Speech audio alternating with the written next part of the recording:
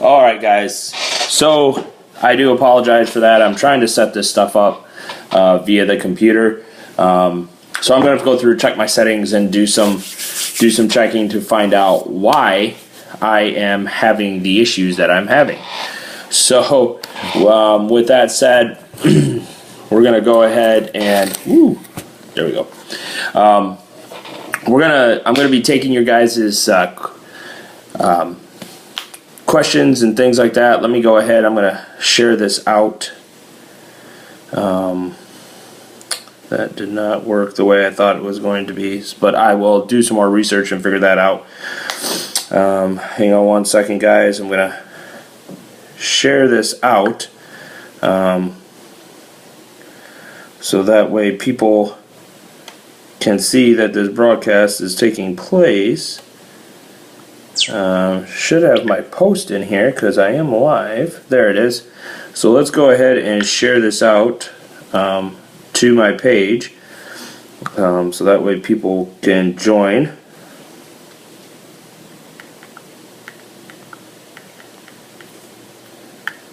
All right. So yeah. So let's talk a little bit about Black Dagger. You know, the large event that we have going on in Fayetteville, North Carolina, which I am really stoked about. Looking forward to this event. A lot of cool things happening. A lot of changes from last year's event. I mean, we're going from a 16-acre field to a 45+ acre field. With a designated camping area, which is awesome, a player's staging area and briefing area, along with we're going to have all our vendors and everything together in one spot. So it's going to be pretty good. So one of the things that I wanted to talk about with you guys tonight is I told you there was new game mechanics, and during I'm in my Google Drive. So when we were doing Fragile Sovereignty, so you know the bridges out there are 3 bridges that can literally lock down a team from one side to the other. So you know, one of the things we want to talk about, and we'll get into safety rules. We're gonna talk about game mechanics and things of that nature. So. That can go away. So I wanted to talk about the new game mechanics. So one of the things I want to talk about is at Black Ops Airsoft, they have 5 distinct areas that are capturable and they can be contested. So perfect example is 2 teams come running and they go for Fisherman's Village. Okay, and they're fighting for Fisherman's Village, and say the Dinesh army takes control. They've wiped out any remnants of the Hollistan army, and just now they have to go back to respawn, and there is a group of Dinesh that have survived. So what will happen is Dinesh will go in. They will have we will have corresponding flags for the team. They'll raise their flag up, and now Fisherman's Village not only belongs to the Dinesh army, each of these 5 playable areas will also generate money, oil, points, and other type things throughout the event. So this team has taken Fisherman's Village now. Fisherman's Village has now become a respawn point for the Dinesh army, and they now hold that. So here's where the new mechanic comes in. So, you know, Hollistan goes back, they've licked their wounds, and they bring a big force back to take Fisherman's Village. The second 5 or more Hollistan troops start attacking that village, or Fisherman's Village, that area, at that time, the area becomes neutral. The flag gets lowered. We'll try to get a field admin in there who can judge that and say, yep, and they'll lower the flag. It's no longer a respawn point, and it's now being contested. All right, so the firefight's going on back and forth. Hollistan has more than 5 guys, and they keep bringing guys in to take it over. As they're pushing through, they push the Dinesh out and wipe them out. Now, the Hulistan army, same principle, goes in, raises their flag, and it is now a spawn point for the Hulistan army now. What this does is it keeps gameplay happening all over the field, because each of these locations have strategic points throughout the field on where to go and which area, which one of these small villages or what have you is close to, say, the next objective, or another way to seal off an area or to protect one of your assets that you captured, like a water pump station or an oil pump station. So having those and having that ability is, if you have guys that are coming back, say, from attacking the FOB, well, instead of walking all the way back to your HQ, that Fisherman's Village is a spawn point for you guys, and you can go and spawn back there, and it allows you to spawn out.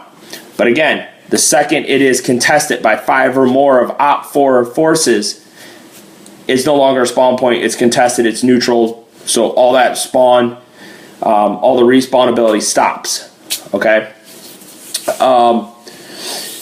So we also added something in for taking out bridges. Like I said, there's 3 bridges. There'll probably be more by the time the event happens. I know for sure on the AO map that we're going to be posting soon, there are 3 right now. To take out one of those bridges, you have to find the civilian engineer who has the expertise to build the bomb you need to be able to destroy the bridge. Now, there's consequences. There's benefits and consequences to the action of taking out a bridge. We can stop these guys from pushing into an area that we're wasting a lot of time and resources trying to defend. So we blow up the bridge, and now they can't come across. So if you blow up a bridge, it is out of play for the entire event unless you get a civilian engineer to come in and repair that bridge. Okay? You have to lead them in. There's a 15-minute timer that civilian engineer will have it. They have to come to the center point of the bridge, distance-wise, from both sides, both ends of the bridge in the middle, and they have to have a 15-minute time to repair that bridge so it's usable, so you can start moving back and forth across it. Now, in doing that, you have to dedicate forces to that and protect that engineer while they are working on the bridge. Now, if they get shot, the timer stops, and now that engineer disappears, quote unquote. They would come back in because they're a civilian role player. So then you have to go earn their trust back to get them to come back and, again, attempt to fix that bridge. Either side can do that. All right. So that adds a little bit more dynamic into the game, that yes, you can blow up a bridge, but there might be a mission you get later on in the game that you have to get over there, and that bridge is the quickest way across. So something to think about. We will mark the bridge with bright pink and orange engineer tape to let you know that it has been destroyed. We will actually take the tape across the length of the bridge, so that way you guys will know. You'll see it. It'll be very visible that, oh, hey, that bridge has been blown up. So those are 2 of the new, gameplay mechanics that we have added in there. There are benefits and consequences to them. So you really need to look at that and how you're going to go about, either blowing those up, repairing them, or just sealing them off completely, so that way Op4 can't get across on you. So definitely we'll be posting these 2 new things to the planning pages and to our community page in our notes section, so that way you guys can read those as well. One other thing we've been discussing too is stalemates. We noticed this, and this happens at a lot of Milsim events or airsoft events in general. If there's a bridge, you get people just standing behind bunkers and stuff, just trying to lob BBs across at one another. So what's going to happen is we're going to have in-game admins that if we feel at a certain amount of time that nobody has made any progress, what will happen is a off-course airstrike will hit that bridge and kill those individuals, quote-unquote kill. Don't want this to be taken the wrong way. But then they will have to go back and respawn. They're dead. You go back and respawn, and it opens up that bridge. We don't want to have a lot of stalemates happening, because if you're stalemated, nothing's happening. Nobody's completing objectives. And so on. If we see teams moving back and forth between bunkers and things of that nature and trying to figure out a way around, that's one thing. But if we see if we see people just literally standing at the far ends of each side of the bridge and they're just trying to lob BBs at each other and no progress has been made whatsoever, no pushes have been attempted, then we'll go ahead and it's a last-minute resort. But what will happen is admins will come, pop red smoke on both sides of the bridge, and those people that are there will be dead. The admin will actually call them out. We're letting you know now, and again, this stuff will be posted on the community page and in the individual planning pages for this event as well. So definitely be looking for that. Read up on that stuff. That way, if you guys have any questions, you can go ahead and ask. We did just post the waivers up on both of the planning pages. So once you get registered and you get added to that planning page, go ahead, print off that waiver. It's a file. It's in the file section. And you can go ahead, print it off, sign it, and bring it with you. And I highly recommend you do that. And the reason why is because it will give, it allows registration to be much faster. So have a printout of your ticket, which is from Ticket Budge. You should all have that. I have them as well. So that way when you come and you have that ticket, it's easier for us to check you into the event as well.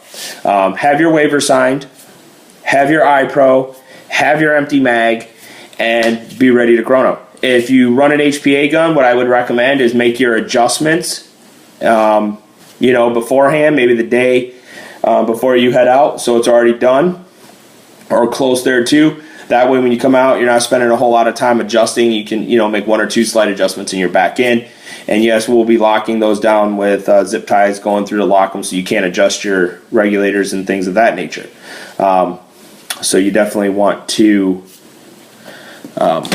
get that done ahead of time. And then it makes it easy because when you check in, we'll give you a Ziploc bag that'll have your emergency contact card that you need to fill out and keep on you. It'll have your 2 warning cards. It'll have your event patch. If you're a veteran, it'll have your Ranger eye patch in there for your veteran status.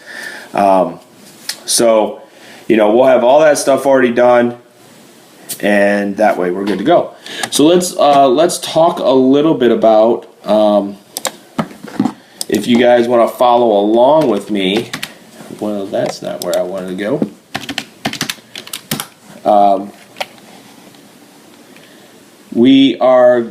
If you go into the main Black Dagger page, you'll notice some changes as well. We have re-added our note section, and because Facebook has been doing a lot of updates on groups and pages and the chat, they've been releasing a lot of updates over the past couple weeks. We did add in our notes section. It's at the very bottom. If you click into that notes section, you're going to go to a couple different things. You're going to see our uniforms, and you're going to see our event rules as well. You can go ahead and you can print those out, and then we're expanding on our gear list as well for you guys that are looking for a gear list. But let's go ahead and we'll go right into the event rules.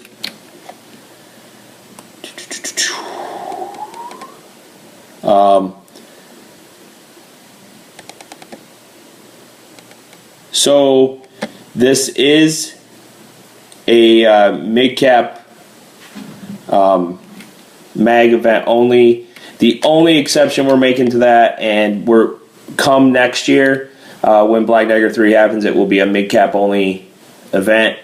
The only weapons that are allowed to use a quote-unquote drum mag are your support weapons with their box mags and drum mags, like your Saul, your 240 Bravo, your RPK, your PKM, those type of weapons. I don't want to see an AK-47 out there with a drum mag on it, or an M4 with a box mag on it saying, oh, this is my support weapon. Your support weapons have to be true to support weapons. MG36, I believe it's the L86 for the British version. So things like that. Your MG36 is allowed. And again, we will grandfather replicas like a BAR and the RPK, which we don't have a problem with. You can carry any number of mid-caps, so any number you want, that's perfectly fine. You can load yourself up with 100 of them. But again, we don't want to see M4s and AKs and such with barrel mags on them. It won't happen. We'll actually tell you to just leave it in your car or on your campsite.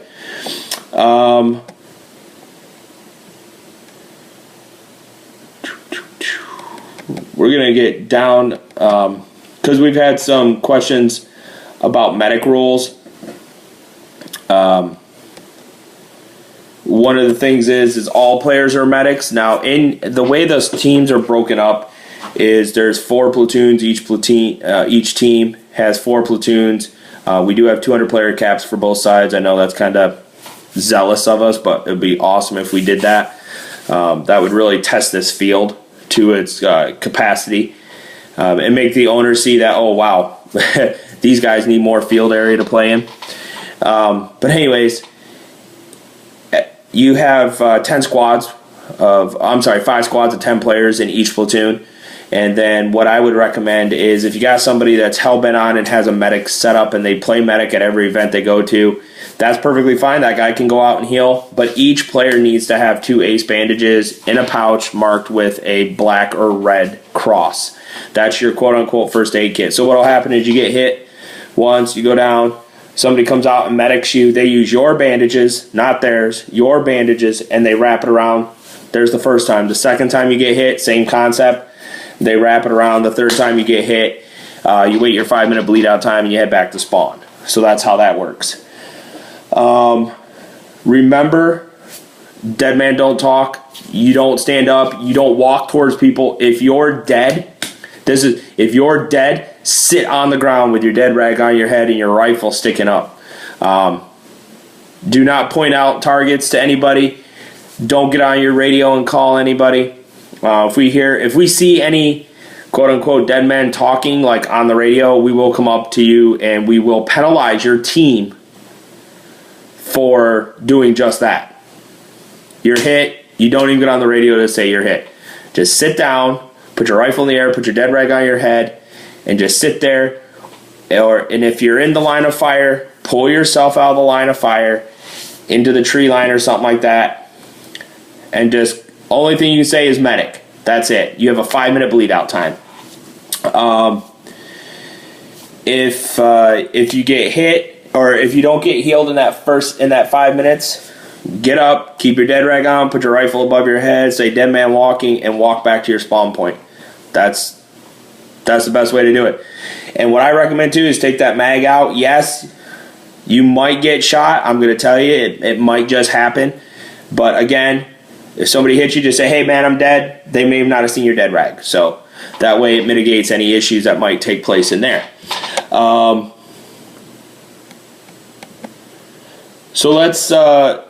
other than that, again, ricochets don't count. So if it hits a tree that's beside you, then hits you, that doesn't count. But when in doubt, call out. That's the safest thing to do. We don't want to hear anybody, hey man, I'm hitting you, I'm watching my BBs hit you. I'm going to tell you right now that that's great in theory that you think you're actually watching your BBs hit them. In some cases, yes, you can actually see them hit a person. But if you're in deep brush like parts of this field can be, you could hit a twig, you could fall short, you could hit a leaf, and again, you're probably not getting to them. So just something to think about. And guys, please don't overshoot anybody. I know that's a big thing too. That can make tempers flare, And what I recommend is, I always say start center mass. If they don't hear it or feel it because of gear, you may not feel it. And if the adrenaline's going and you're yelling, you may not hear it. Tap them twice. They don't hear that. Go up a little higher. And try to stay away from the headshots. But then again, if you get there, that might be the only way he knew he was being hit. It happens.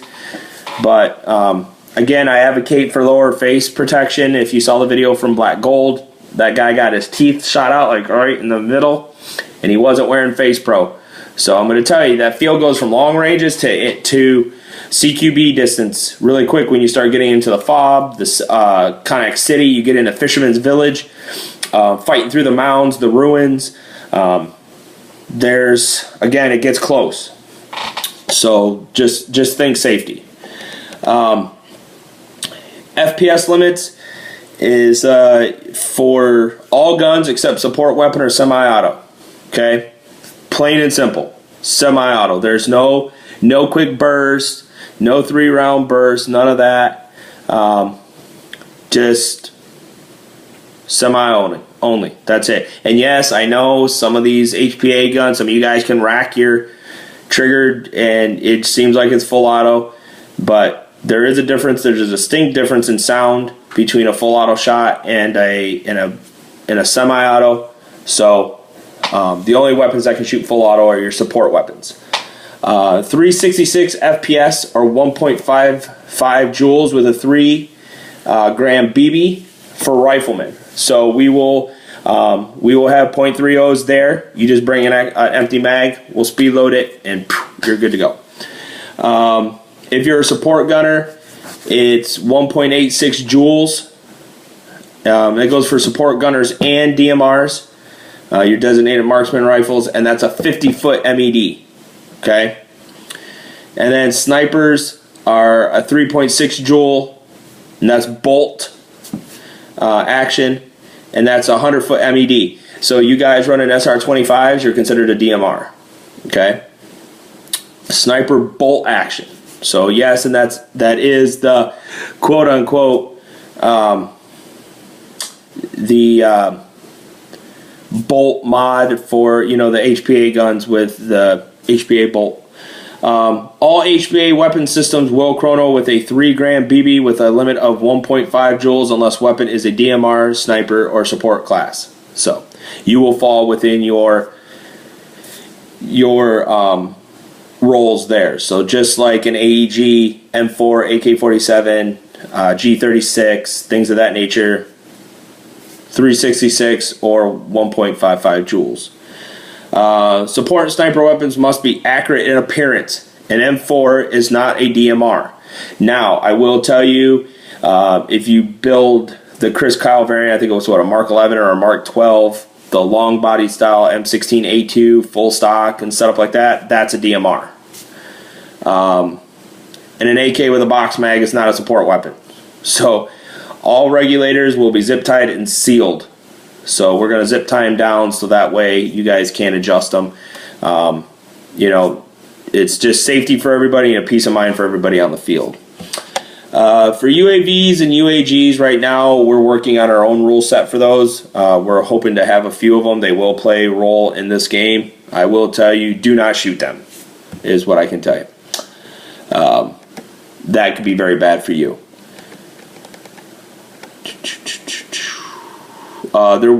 No cheating.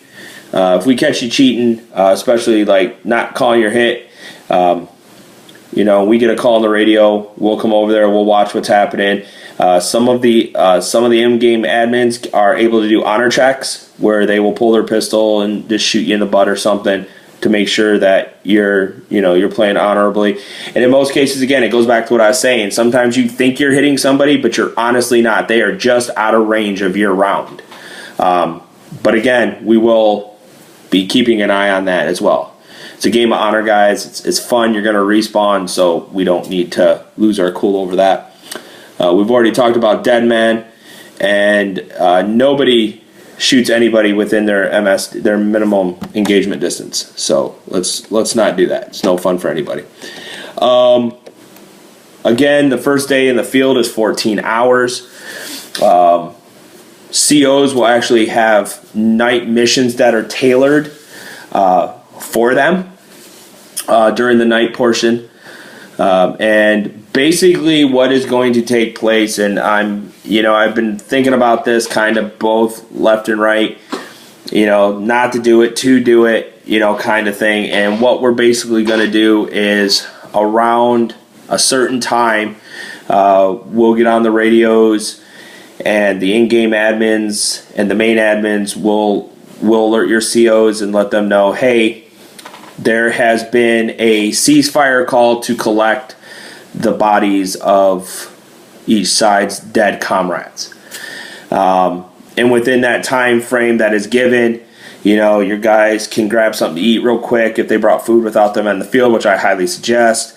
Reload, refit, adjust, change out batteries, whatnot. Put your night gear on so you have it.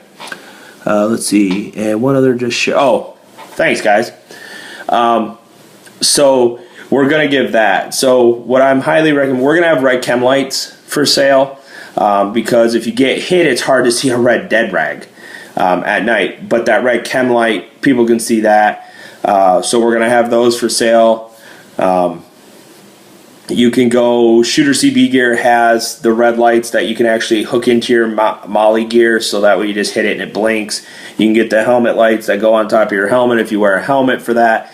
But it has to be clearly visible, that if you get hit, you can just hit it and it's on and people know you've been hit. Same concept.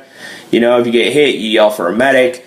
That 5 minute happens, go back to your respawn. But there is a whole nother set of missions that are going to be taking place and being given to your COs for that event. So there will be tiki torches and burn barrels throughout the field to give off light. And I'm just going to say this once, and I'll probably say it one more time when we're doing our mission briefing and safety briefing out and the weekend of the event, is do not shoot the burn barrels, do not shoot the tiki torches. If we're able to catch you doing that, we will just remove you for the rest of that day out of the game. So please don't do that. They are in-game props. It is to give a more realistic feel to the area. They also have huge spotlights that they can turn on in the fob, which will give light throughout that area too. So again, something to think about. Your first day is 10 until midnight, so it's a long day. Like I said, we're going to have water throughout the field, probably in the 5 main areas. We're going to have water back at your HQs. I highly recommend that you bring, a gallon or so of water, carry it out to your HQ with you. What we're going to try to do is get a golf cart or something of that nature, a gator or a four-wheeler with a wagon, that if a bunch of players, say per side, say, oh, I'm taking all this gear out, we can load it in there and just roll it back to your HQ for you, unload it, and then we can do that for both teams, so that way it helps mitigate that. But then again, remember, you got to carry that stuff back out at the end of that day and what have you. We will have blank firing weapons for this event, like I've said before. This group that is doing it has been vetted by the owners and the airsoft manager. They were used during Black Gold, and it added in a bit more realism to the event being played. So please don't ask to be part of the blank firing squad or the blank firing unit. We already have them. They already know who they are, and they're in the process of purchasing more blank ammo for this event. So that is all weapons will have the barrel plugs on the ends, the metal ones. I can't remember the initials for them, but every weapon will have one of those on there that's being used as a blank fire. So I will say, for you guys that are carry concealed, that are law-abiding, able to do that, when you get out of your vehicle, please keep your real firearms in your car. Lock your car up, keep them in there with you. So again, we're going to go back. Let's talk about face protection. That seems I'm starting to see more people getting shot in the face than it's worth. You get shot in the mouth and lose a tooth on a Saturday. It's going to put a crimp in your game for the rest of the weekend. So I highly recommend, even for the older players, get that lower face shield, or what we're going to have. I know Grey Wolf Tactical is going to have some of these in stock. Is they will have the masks that actually come through. They protect your nose. They protect the side of your face. They protect I believe they protect your ears. They actually hook in into your the little sliders on your helmets. I can't, your arc rails, there you go. They hook right inside that, and it protects your nose, your mouth, the sides of your face, and I believe it goes back and protects the ears a little bit. I think it does. I'm not quite 100% sure on the ear protection, but it protects everything. Still allows you to breathe comfortably. There's a nice tight mesh over the mouth. And again, once we get them in, I plan on doing a torture test with them, impact test, so that way you guys can see how strong they are. I know Tattoo Dave uses one, and they're great, especially if you want that vote of confidence or running into a building and you want your face protected. And it's perfect because your goggles will sit inside almost, so it protects everything. So it's a great piece of gear to have. But the wire mesh lowers are perfectly fine. We do not allow, their insurance will not allow wire or stamped steel goggles in play. So that's one thing to think about as well. Grey Wolf Tactical will have goggles out there. And also, guys, now is the time. You got a little less than 3 months before the event to go out and purchase anything you need to have. Even if you order it from overseas, you'll get it in time for the event. Lower face masks are a must. It's mandatory for all players under 18. And that is a mesh mask, balaclava, iron face, paintball mask, and mouth guard. Because again, it's your teeth that we're concerned about. So make sure you guys have those. Regular prescription glasses used as eye pro are not permitted. I don't care. You can tell me, oh, these have taken a screw to them. Yeah, that's great. It took it there, but what about coming through the side? And those little flimsy plastic side shields won't hold up either. So please make sure you have goggles, the right set of goggles. Like I said, the 5 main areas of this field will have a value to them. There will be a reason why you're trying to take these. One could be, like I said, extra oil production. Another one could be earning more points per hour or per 30 minutes. Another one could be something as simple as your team is granted 4 smoke grenades. All of a sudden, you now have 4 smoke grenades that you can use. So that's something as well that, we're working on that. But each area will have a benefit of the reason why you want to take it over.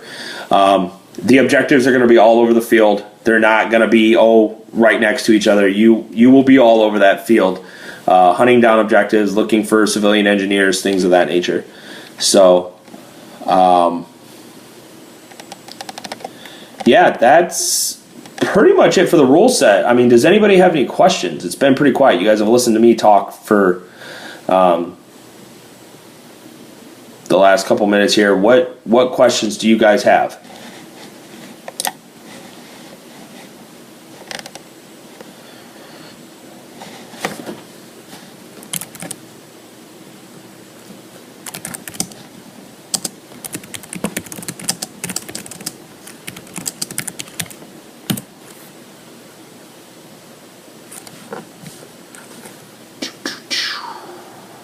And while you guys are thinking of your questions, Enola Gay has sent us some swag to give away during our raffle.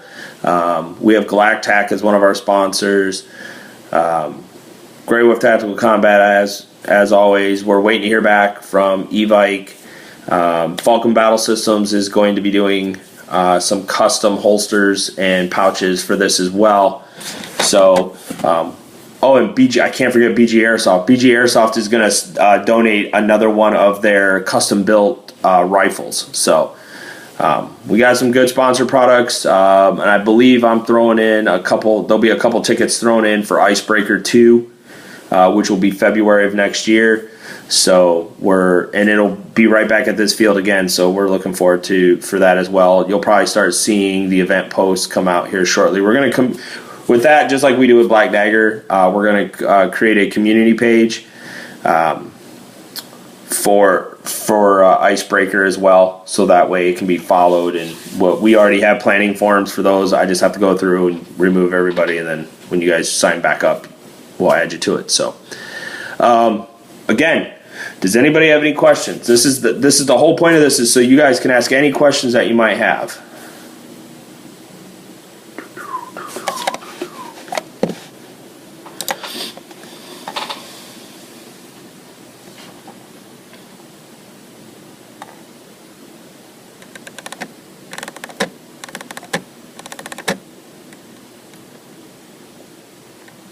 Oh, wow, I don't know how I missed that. So Jason asked, sorry about that, Jason. It must have, I'm only seeing like 2 lines, so as they come across, it's not showing me comments, but that's all right. Jason asked, will the maps have a grid for calling in airstrikes and artillery? Yes, there will be grid squares where you can call out artillery strikes and such as well. And again, you have to earn those. They're a point. They cost, quote unquote, money, if per se, that you're earning by your supply line being set up, taking over oil stations, oil pump stations, and then producing oil for you. So yes, there will be grid lines on the maps, so that way you guys can call your strikes. And yes, I will have them up soon. I'm actually making maps for both sides. They're different for both sides, so that way you guys know where HQ is, things of that nature. And the playing area, which makes it even better, is the playing area is split into 4 quadrants. So that's something that hopefully will help you guys out as well. All right. Any other questions?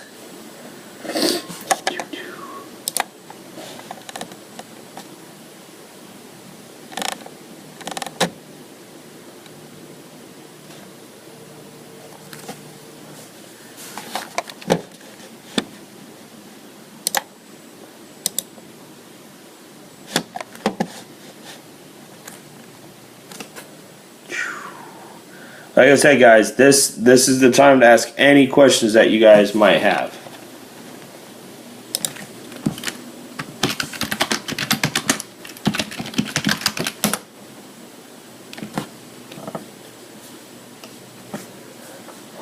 It's really weird why I'm not seeing my questions come up. So, but anyways. Com channels will be posted tonight on each team's page, and so that's something to look forward to, so you guys can start getting your radios programmed.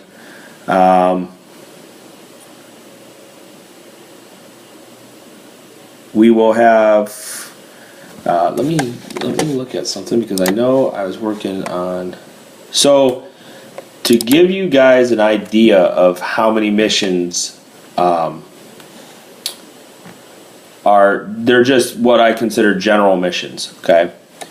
So you guys have 1, 2, 3, 4, 5, 6, 7, 8. As of this time, you have 8 missions, and that's not counting other things that are happening on the field as well. So you have 8 general missions per se.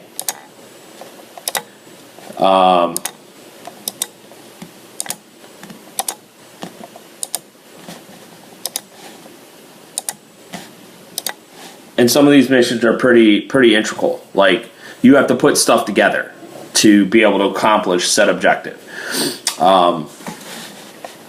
So that's something to look forward to.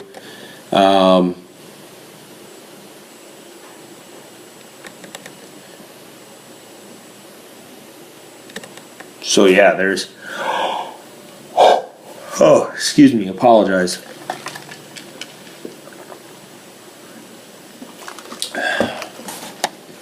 And these missions have already been posted on each of the team's planning pages.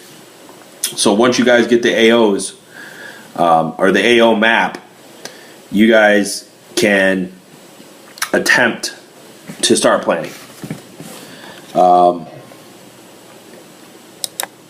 know, there'll be a little bit that we give away to you guys, but it's not going to be, everything's going to be marked on the map. I mean, there will be stuff throughout that field that will just, it'll either stick out to you or it won't, and the ones that don't stick out are probably going to be the things that you're going to be like, well, wait a minute, this might have something to do with it. So definitely be looking for this stuff throughout the game. Like I said, there's some pretty cool things that are happening. They're always building on that field, and I actually sent a request to David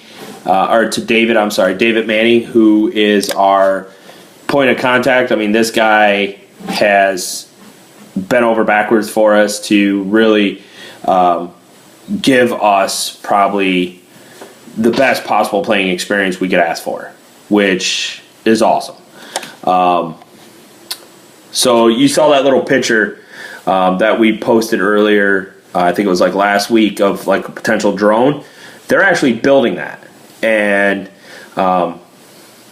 you know, once it's built, it'll be placed somewhere on the field, and that will have a whole set of missions based around that. These are dynamic missions. That means as you accomplish one, something else will open up. I mean, if you complete them out of order, that's fine, but it may have been a bonus of completing mission 2 and 3 in order instead of 3, 4, and then 2. There might have been a reason why you wanted to, you know, complete those in order. There is potential for a vehicle, a technical that can be bought or purchased by either side. We're waiting to hear back on that. Again, that needs field approval and owner approval for that. So there's just a multitude of things that are going to happen. And again, like I said, this will build the storyline for Black Dagger 3. And you know, we're trying this, you know, this whole ordeal with 14 hours first in the field to see how you guys like it, to take back input from you guys after the event. So we can look at it and collectively sit down and go, okay, this worked really well, but this was horrible. Okay, why was this horrible? Well, all of this. And then, well, what were the suggestions to fix it? And then we're going to look at it and break it down so we're able to fix it. This is the culmination of one going to the field is we had people say, wish it was on a bigger AO. No problem. We found a bigger AO. So now we have more space. We have more areas to plan. And such. So again, we listened to you guys from the first Black Dagger, and we'll be doing this continuously so we continue to produce a primo event. So, but do you guys have any other questions?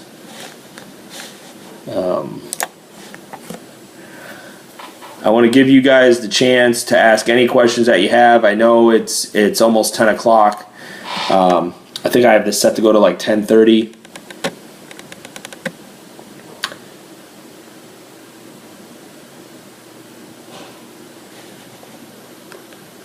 Will there be, okay, I don't know why I'm not seeing these come through, but, okay. So we had a question asked right here, will there be porta-johns near the camping area? There is a porta-john up on the staging area, and I believe if I talk to David, we can probably get one more put down at the camping area, which makes sense. Instead of having you guys walk all the way up to the staging area, to have one down there. So that's a good thing. I'm glad you brought that up. As I look for yellow stickies, let me write that down.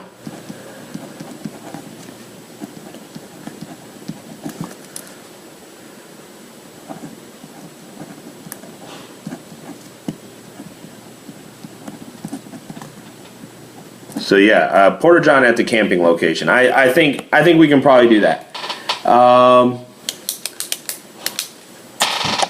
So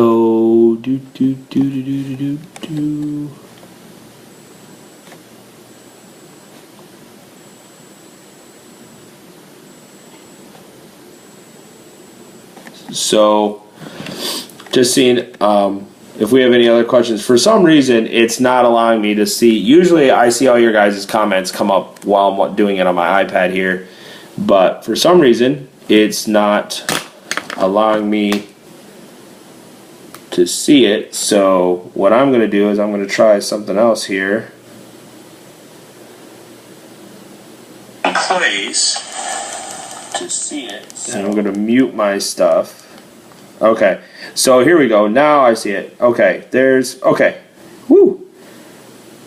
Well, the maps have grids. Sorry if I posted this choice, but can't tell. Want to do a quick shout out about the contest. So yes, Chris and Paul of Grey Wolf Tactical Combat are doing a contest for a free ticket to Black Dagger 2. And basically what it is you send like a airsoft blooper picture with a caption, and you submit it to them in the comment section, and then what will happen is their staff will pick the best 5, and then they'll vote, and whoever submitted the #1 prize will get a free ticket to Black Dagger 2. So that's good on Chris Palmer. So let's see here. So thanks to Ashley Sneed on here. He just stated that they added some new stuff last weekend. So again, this field is always evolving. That's what the great thing is about this field. That's why I love going out here, having events, and playing on this field, is because it's always evolving. So that's awesome. Thanks for that update, Ashley. That's definitely a big thumbs up right there, buddy. So just seeing if we have.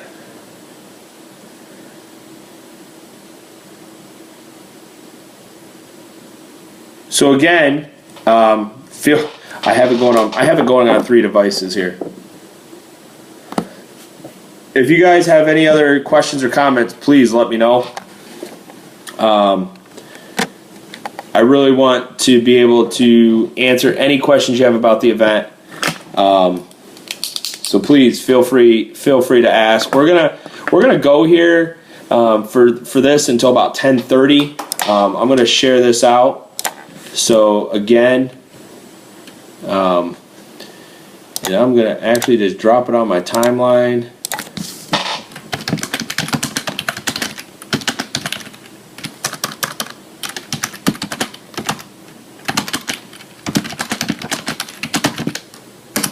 All right, so let's get that out there. I'll drop that on my timeline so people can come and talk to us and join in on the fun.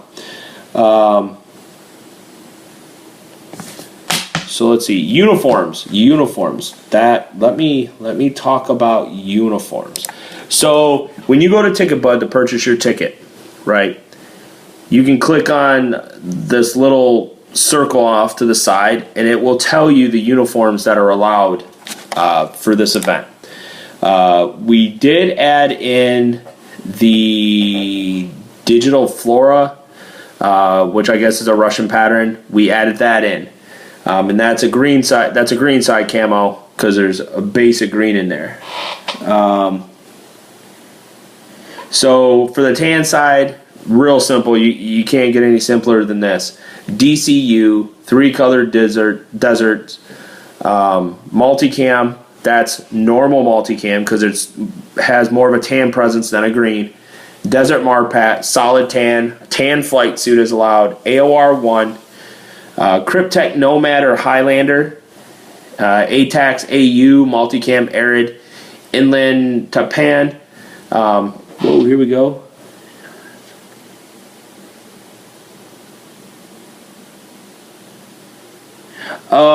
Good question. Jason, let me finish this right here talking about uniforms, and I'll answer your questions. Headgear must match your faction color, your faction camo or base color, which is tan. Tat gear color does not matter, so it doesn't matter that your plate carrier is black or whatever. That doesn't matter. Tops and bottoms don't have to match at all. So you can wear a digital bottom and a tan top if you want. Plain tan combat shirt. So that's perfectly fine. Green side, M81 Woodland, Woodland Marpat, AOR2, Cryptek Mandrake, ATAX FG, Solid OD Flight Suit, Multicam Tropic, because that's a darker color, it's a darker green, there's more green in that camo. Simon, which I probably ruined that name, but CAIMAN. Again, same thing with the headgear, and again, We took these uniform regs from Third Coast Airsoft, so I want to thank Justin and Third Coast for allowing us to use those. It just makes sense because a lot of us guys down here, we go to the events in the area, then we go to the Third Coast Airsoft events, and these are their uniforms that they're using. So again, it helps keeping everybody the same to an extent, so that way it's much easier when a player is like, well, I like attending these events and I like attending this company's events, and they both run the same uniform. So a big shout out to Justin from Third Coast for putting this together. So I appreciate it. Thanks for letting us use it, buddy. And that's for the uniforms. So I just had a question come from Jason Hall, and this is a really good question. He goes, I know some people down here in Florida are talking about bringing their RVs. Will they park in the camping area or in another spot? So Jason, what will happen is, because that area down there can be soft, and we don't want anybody getting stuck, what will happen is RVs will probably stay parked up at where the main building is for Black Ops. If you put in the address, as you're going down that road, it's the first right. You'll see the building. Boom, right there. It says Black Ops Airsoft. They have a big parking lot. So you guys will probably park there. That would make the most sense. And then if you drive down a little further, you'll have another road to your immediate right. You'll see that big open field. That's the camping area. It's completely up to you, but I would highly recommend that we park you up top. I already cleared it with David Manning. He didn't have an issue with you guys. They just don't have hookups. So again, if you guys have your own generators, that's fine, things of that nature. Like I said, they just don't have hookups for you guys to hook into. So I hope that answered your question, Jason, on that one. But that's a good question. You know, if you're bringing an RV, there you go. Let's see. Let's talk a little bit about the gear list, and we're gonna add more. We're gonna add more to this, but this is a basic gear list. So what I recommend is 2 to 3 extra pair of dry socks, because there is a creek that runs through there. All right, and that's why the bridges are there. But there's water. There's a creek that runs through there. So if you step in that and soak your foot, you're gonna want to change into dry socks. So I always recommend bring 2 to 3 extra pairs of dry socks. Extra batteries for your guns and your radio. They do have power up where the staging area is and where the admin tent and the vendors will be. They do have power up there. They have a long power strip. I'll probably bring my big power strip as well. You can come up there, plug your chargers in, charge your stuff, but don't leave it there overnight because we're not going to watch it for you. Flashlight or tack light for use at the night games and walking around the campsite. You're going to want a flashlight. So, green gas, propane for your gas-powered airsoft guns. We do have a vendors will on site have green gas, probably propane adapters, so that shouldn't be a problem if you don't bring anything. Backup guns, if you have them, it's not a bad idea to bring a backup gun. More times than not, you start with your primary, all of a sudden it breaks during the day, got to switch out. So I recommend between 4,000 and 8,000 rounds of ammo. However, there will be vendors on site selling ammo as well. So again, Grey Wolf Tactical Combat will be out there with ammo for sale. You do not have to worry about bio ammo out here on this field, so that's a plus.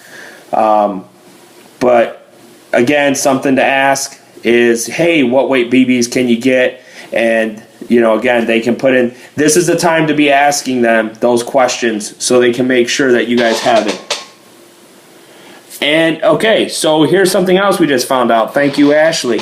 Ashley just came across and told me they just added a new bridge. So now that's 4 bridges that are there on that field. So, like I said, this field's always evolving. That's what makes this field awesome. Bring your charger bases for your radios. Okay, like I said, there's power up at the staging area. And in that staging area, like I said, we'll have a long power stick plugged in. You guys can drop your radios on there, charge them, but don't leave them overnight, because if they're left there overnight and they get taken, that's not our responsibility. We're not watching your gear. Okay, that's not what we're there for. Make sure you have a dead rag. Cheapest option, honestly, cheapest option is go to Walmart, It's like $5 for 10 red shop rags, and they work great. So, or get yourself, if you want to spend the money, get yourself a red dish towel, hand towel. They're big enough. Or there's those Elite Force ones as well. So, red chem lights for the night games. We will have those for sale on the field for you guys that want red chem lights. So those we will have. A small toolbox for gun repairs. I can't tell you how many times I got asked at Noob Day if I had tools to fix a gun, and I'm pressing Kydex. I think one of the things that all airsoft players should have is a basic toolkit. A set of Allen wrenches, a set of micro screwdrivers, maybe one long Phillips head screwdriver to get down into buffer tubes, pair of pliers, needle nose pliers, micro pliers, things like that. So that way, when you guys go to events, you always have that toolkit with you, and you always have the tools that you know your gun needs if you have to work on it. But make sure to pack one of those. Food for the weekend. You can bring a camp stove if you want. I know I bought this nice little tiny one that works perfect. So I could boil water in the morning, and I'm probably going to go to Bass Pro Shop and get me a little coffee pot so I can have coffee in the morning because I'm a coffee drinker. So just remember, though, you are responsible for making sure you're not setting anything on fire, and it's put away and stowed properly when you're done using it. Let's see here. I will have all the tools you need. I never leave home without them. So there you go. Jason Hall will have all the tools. He'll probably set up a rent-a-tool program, and you can rent a tool from him if you need it. So again, what I recommend for food out there is stay away from candy bars. Stay away from junk food, okay? What I would recommend is trail mix, granola mix. I know some of you guys are probably going to shoot me for this, but MREs. Field strip them down so they take up less room in your pack. Because remember, on the first day, there's no break for lunch, there's no break for dinner. I mean, you're out in the field. If your unit comes back and you're hungry and the CO says, hey, you got 20 minutes to do whatever you need to do, you sit down, you get something to eat, and you go from there. We're going to try to have trash bags in the HQs, so that way you guys can put your trash in the trash bags. We do not want to see trash blowing all over the field, or we'll never be invited back to this place. And I like this field a lot, so I want to come back.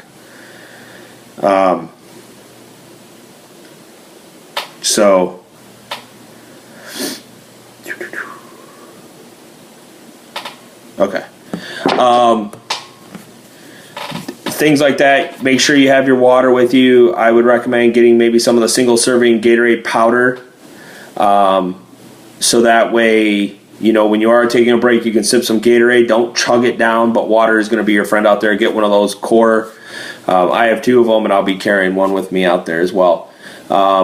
Trash bags to pick up after yourselves. That's not the field staff's job. That's not my admin staff's job. That is not Dave Manning's job. It is your job to pick up after yourself.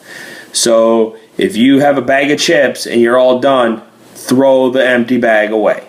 Okay, we're not picking up after you. Camping gear, if you plan to camp for the weekend, plenty of space out there to set up camp. You can even have a campfire, and again, you are responsible for making sure it is put out when you're done with it. So if you go away from your campsite to go play, you better put that fire out. You can come back, and when you're done, start it back up later. But don't walk away and leave a fire just roaring there while we're out in the field, or you're probably going to have a burnt tent and a bunch of people pissed off because something else burnt as well. So, again, that gear list is found on the community page for Black Dagger. So you guys go right into the notes section that's on the page. Boom, you're right there.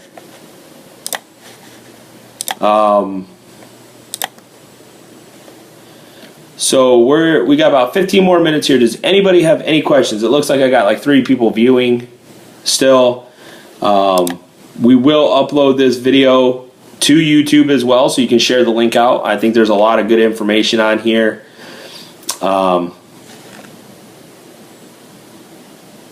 For everybody to have most of their questions answered. And again, if you have any questions whatsoever, please feel free to get on the page, message us, let us know what questions you have, and we will answer them for you. We'll direct you in the right place. There's some other things too, is if you go to the event posting, and you look through that post, you will find a lot of your questions. If you look in the discussions about this event, you will see most of your questions are answered. We have stuff on uniforms in there, the FPS. We're always updating you guys on what's going on at this field. So as we see new pictures come in on their Facebook page, we turn around and we download them, and then we upload them to the community page and the event page so you guys can see what's going on. But like I said, just be prepared to be exhausted when you walk off the field Sunday. It's going to be a great time, and again, I don't think anybody's going to be lacking in the event. I think there's something for everybody. You run and gun guys, you CQB guys, long range guys. This field has it all for you. So if you're a vet, if you played in Black Dagger 1, there is a $10 discount code. What you do is you say, hey, I played in Black Dagger 1, send us a message, and we'll verify, because we have the rosters from last year. We have all the receipts from all the paid tickets from last year. And we'll go through and be like, oh, okay, yeah, you did. Here's the discount code. So then when you go to purchase your ticket through TicketBud, you apply that discount code and you'll save $10. So normal ticket price is $65 for the whole weekend, free camping. We also have a limited quantity of these right here. And you're probably looking at it backwards going, what the hell is this? But what this is a, oh, hey. Yes, Dion just joined. Give me a second here, buddy, and I'll answer your question for you. So what this does is, this is $10, okay? And this card, and we have 50 of them, that's all we have. This card, all right, will get you free, we'll get you HPA refills through the whole event. So, you come on the field and say, hey, yeah, I got one of these. It could be Friday. If they're all set up, they're going to hook you up, fill your tanks up, you're good to go. You show up Saturday, hey, I need to top off my tank. Boom, you top off your tank. And all you got to do is show them this card every time. All right?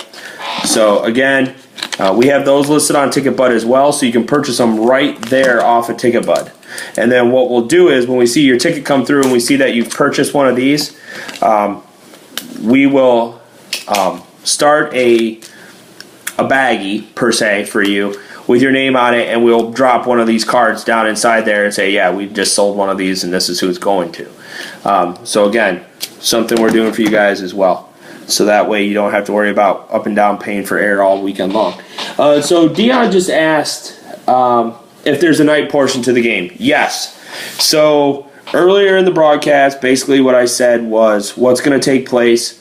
Your first day, Saturday, you're out in the field for 14 hours straight. There's no lunch break, there's no dinner break. But what's going to take place at a certain time is the in-game admins and the main admins will get a hold of both sides, and we will let you know that, hey, there has been a temporary ceasefire called to collect the fallen battle brothers, or each side's dead. During that time, teams will, completely up to that person's choosing. None of the stuff that they have captured will be reset, but it's a ceasefire, so it allows them to go back to their HQ, grab something to eat, get some water, change out batteries, reload mags, put on your night gear at that point, and then at that point they can move back to their spots, and then when that ceasefire is called off, that's when the night missions will start. And each CO has a package of night missions that they haven't been posted online. They will not be posted online. They will be hand delivered to them at the event on Saturday when we give them their brief and say, here's your night packages. You do not open these until the ceasefire is called. And on those envelopes might be just a little information for them that, oh, hey, we're going to call the ceasefire, at around this time. So, there's no, guarantee what time we're going to call it. What's up, Jonathan? How you doing, buddy? So, yes, there is a night portion. And whatever happens in the night portion carries on over until Sunday's play. So, in that night portion, we're going to try to give you a good portion of play during night, and we're going to go till midnight. And at midnight, we'll call for the COs to come up, and we'll do kind of like a first day CO debrief, so they can let us know what they thought, how things were going. We'll talk individually to each CO, and we'll let them know where they stand, what their point totals are, how much money they have in the bank, what assets will be available for them the next day. At that time, too, we'll be able to, we'll know, too, what bridges are up, what bridges have been destroyed, kind of thing. We'll also know what structures are under whose control at midnight. Basically, what will take place is then when you start on Sunday, you start right back where you were from Saturday night. So if say Dinesh had Fisherman's Village, the Fob, and the Ruins, well, they still belong to that. And they had 2 oil pump stations, and 2 water pump stations. Well, all those stay with them. They haven't lost them. The game board doesn't reset. The players just came off the field to get a break. That's how I look at it. So it will still be game on at that time, and you will pick back up. So it's very important. What I recommend, and I don't have mine in here with me, one of those green notebooks that you can get at any Army surplus store, and a package of the alcohol pens. I believe there's black, red, green, and blue. What I would recommend is the COs carry one of those with them. You keep your comm frequencies in there. You know who's on what channel. And as you're completing objectives, you can make notes inside that, so say, oh yeah, this objective allowed us to do this, or opened up this to us. So there is always something that you guys can, where you're at when the game starts. Because what's going to happen on Saturday is, on Sunday is literally, we're going to do a muster in the morning. And when I say we're going to step off, I think I have us stepping off at, let me find our schedule here, which I really need to make this the pinned post and then update it. So that way you guys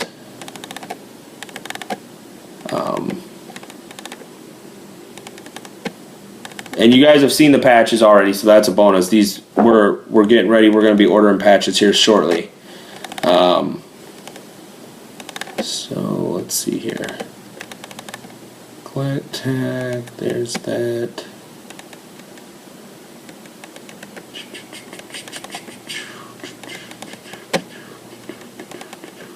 All right, so I just found the schedule. So basically what's going to happen is, I'll go through the schedule right now for you. So Friday, August 18th, the field's going to open up at noon.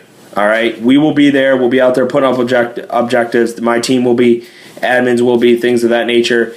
And at that time, chrono's open, registration's open. So when you get on the field, get there, register, get it out of the way. That's what I recommend, because then that's one less thing we have to worry about and you have to worry about.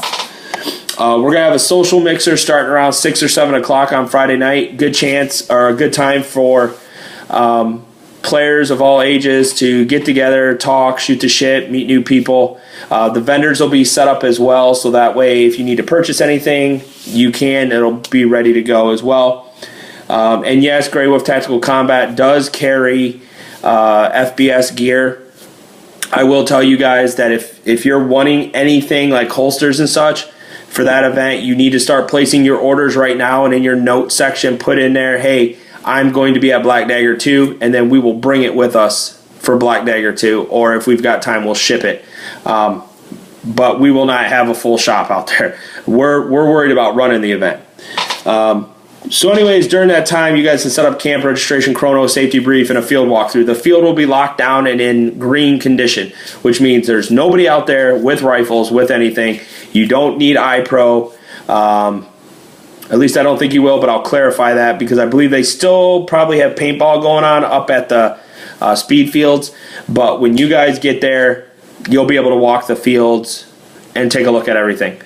So Saturday, August 19th, we're going to get up bright and early. I am probably going to be up at 6 o'clock ready to rock and roll.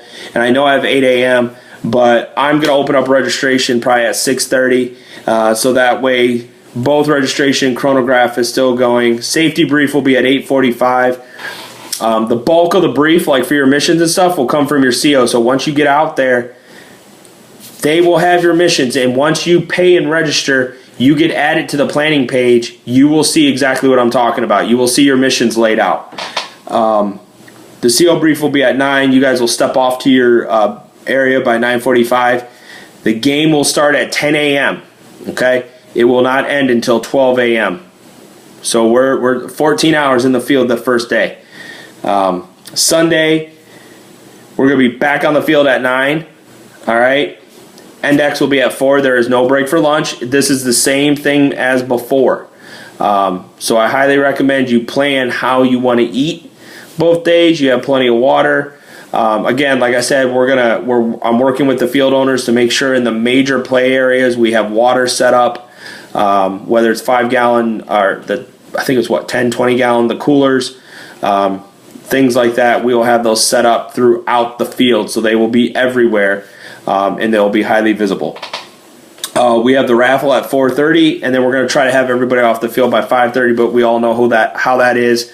You know, once everything gets broken down, people stay around, they chat more, talk about the next airsoft games coming up and where they're going to meet up again. So that is the schedule for Black Dagger 2. And like I said, it's intense, but might as well step it up. This isn't going to be your regular scheduled rec game. There is no phases. There's no breaks.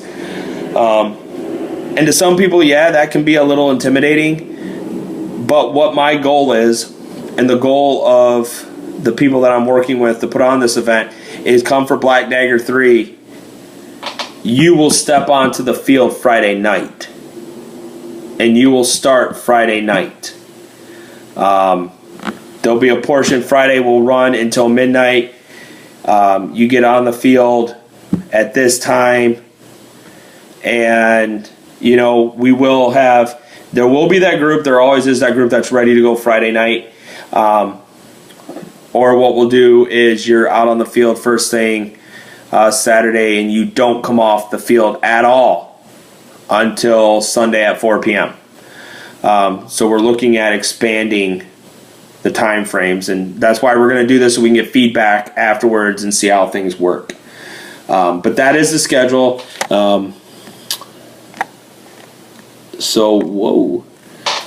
will have spare bladders if you break yours. So what he means by that is not your urine bladder. It's your water bladder for your hydration packs. Grey Wolf Tactical Combat is going to have a good selection of gear. They're going to have repair parts, so if you guys need to repair anything, hopefully they'll have that stuff on hand as well. We have some pretty smart guys when it comes to the HPA builds out there. Dion's one of them, especially when it comes to the Wolverine products. If you've watched his videos and seen some of the stuff he's done, so if you got questions or want to see certain rifles or certain setups, Dion would be the guy to talk to when it comes to that. So that's where we are right now. We're sitting at May 10th, 3 months out from the event, or 3 months and 8 days from the event. So it's going to be a real good time. It's going to be really intense. You guys are going to be exhausted when you walk off the field, and that's all I have. Do you guys have any other questions before we call it a night? I'm looking at 10:29 right now on my sundial. Do we have any other questions?